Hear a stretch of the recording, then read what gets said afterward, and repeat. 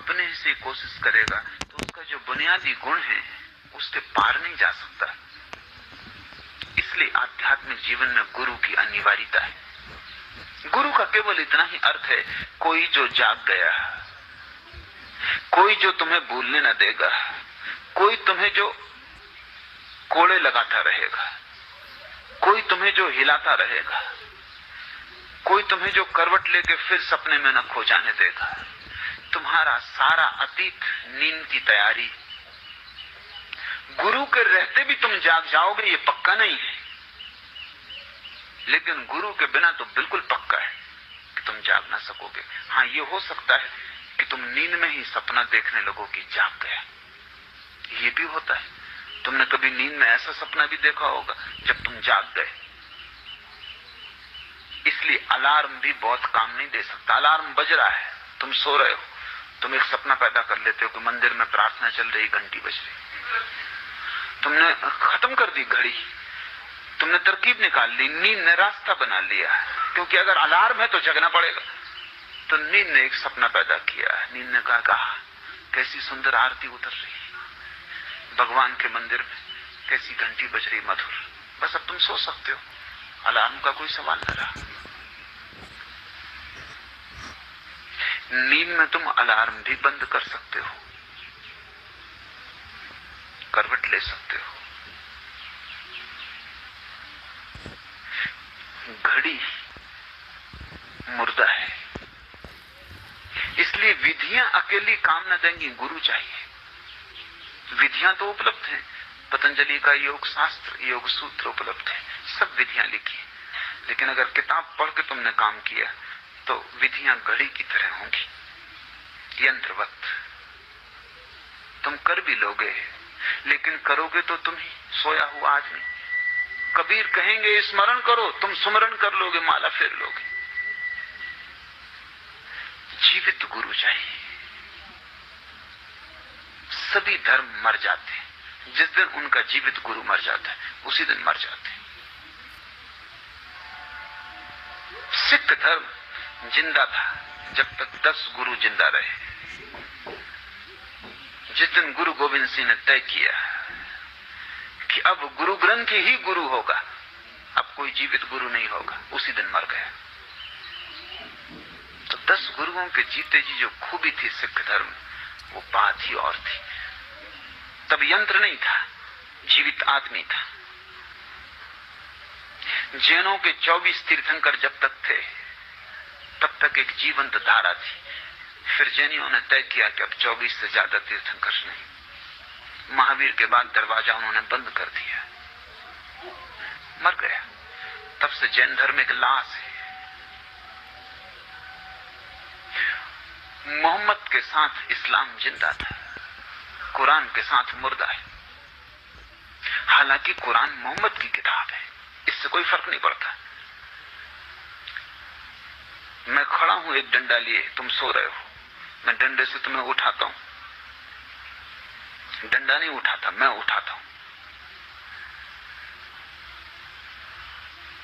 तुम्हारी आंख खुल जाती, मैं तो तुम्हें दिखाई नहीं पड़ता, डंडा तुम्हें छूता दिखाई पड़ता। तुम डंडे को पकड़ लेते हो अहोभाव से कि बड़ी कृपा कि मुझे जगा दिया। अब तुम अपने बच्चों को डंडा दे जाओगे कि संभाल कर रखना, ये जगाता है। जुगत मर गई, डंडा नहीं जगा रहा था, डंडे के पीछे कोई जीवित हाथ थे। डंडा क्या जगाएगा, डंडा अकेला क्या करेगा। अलार्म घड़ी रह जाती है आखिर में, फिर उसे तुम संभाले रहो। अलार्म भी बजता रहेगा और तुम सोते भी रहोगे। सभी शास्त्र डंडे हो जाते हैं, तुम उनकी पूजा करते हो, याद करते हो। और ये भी नहीं है कि कभी उनसे लोग न जगे थे, जगे थे, लेकिन कोई जीवित हाथ पीछे था, कोई नानक पीछे था। वो कंपन जो डंडे में था, डंडे का नहीं था, वो उस जीवित हाथ का था। वो जो डंडे में जो जीवन प्रवाहित हो रहा था, वो नानक का था। अब तुम चले जाओ, 5 काफ पूरे करते रहो, केस बांधो, कंधा लगाओ, कटार रखो, कंछा पहनो, जो तुम्हें करना करो, मगर ये सब डंडे, अब इनसे कुछ होने वाला नहीं। जुगत जीवित होती जब कोई हाथ जागा हुआ पीछे होता। मैं अभी हूं, तब तुम मेरे डंडे का उपयोग कर लो, मेरे मर जाने के बाद तुम करना सक्रिय ध्यान, कुछ भी ना होगा। और तुम करोगे मरने के बाद, ये मुझे पक्का है, इसमें कोई शक नहीं, क्योंकि तुम्हारी पुरानी आदत है। क्यों ऐसा होता है? ऐसा इसलिए होता है, विधियों से तुम्हें कोई डर नहीं, तुम्हारी नींद को कोई डर नहीं, तो विधियां तो तुम करने को राजी हो, लेकिन गुरु से डर है, खतरा है, क्योंकि जीवित आदमी के पास कितनी देर तुम सोए रहोगे? नींद तुम्हें छोड़नी पड़ेगी, वो तुम्हें छुड़ाएगा। जागा हुआ आदमी कितनी देर तक तुम्हारी नींद की दशा देख सकेगा? तुम्हारा उदास चेहरा, तुम्हारी कीचड़ से भरी आंखें, तुम्हारे मुंह से टपकती लार, तुम मुर्दे की भांति पड़े हो, अनर्गल तुम्हारी नींद में बकवास। कभी भयभीत होते हो, कपते हो, कभी सुखी मालूम होते हो, मुस्कुराहट फैल जाती चेहरे पर, लेकिन सब नींद में होता, सब सपने से हो रहा है, सब झूठ हो रहा है। तुम्हारी नींद तोड़नी जरूरी है। जब मैं भूला रे भाई मेरे सतगुरु जगत जुगत लखाई, तो मेरे गुरु ने मुझे जगाया, मुझे जुगत दी। कोई विधि थी, और जो विधि थी, जब कोई जीवित गुरु विधि देता है तो सारी पुरानी विधियां व्यर्थ हो जाती, स्वभाव था। क्योंकि पुरानी विधियों का क्या प्रयोजन? तुम पुराना सब साज सामान फेंक देते हो।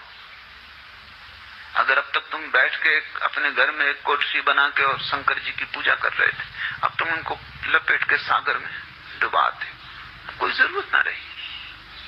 कि अभी तक तुम मंदिर में जाकर रोज घंटी बजाते थे, अब ये बंद हो जाता है खेल।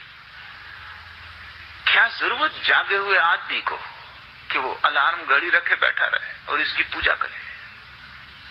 किसी और को दे देता, बांट आता है या नदी में फेंक आता है। जब मैं भूला रे भाई मेरे सतगुरु जुगत लखाई, वो जुगत क्या है?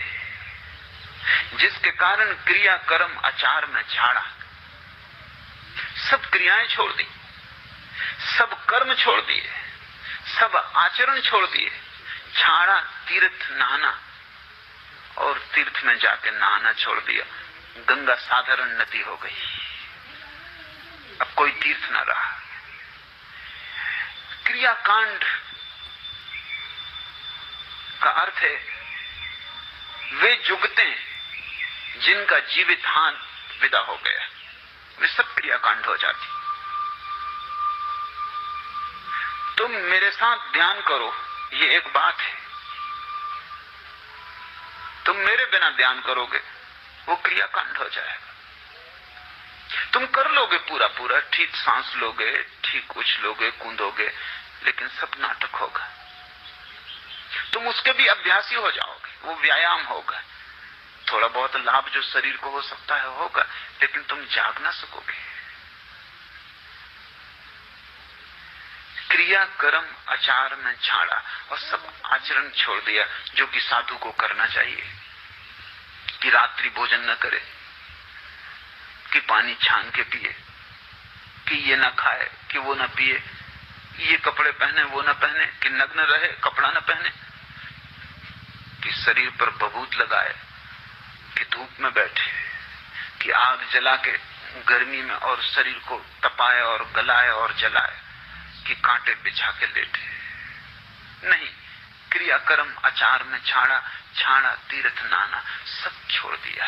छूट ही जाता है, छोड़ना पड़ता नहीं। जब सतगुरु मिल जाए सब छूट जाता है। इसलिए सभी धर्म सद्गुरुओं के विपरीत होंगे, क्योंकि सभी धर्म पुराने क्रियाकांड, पुरानी विधि, पुराना तीर्थ, पुराना मंदिर, पूजा पाठ, उस पर आरूढ़ है। जब भी कोई सद्गुरु पैदा होगा तत्क्षण सारे धर्म उसके विपरीत हो जाएंगे, क्योंकि जो जो सद्गुरु के साथ चलेंगे उनके क्रियाकांड छूटने लगेंगे। वो तीर्थ जाना बंद कर देंगे। एक नया तीर्थ पैदा हो गया और जीवित तीर्थ पैदा हो गया। कौन मुर्दा तीर्थों में जाता है?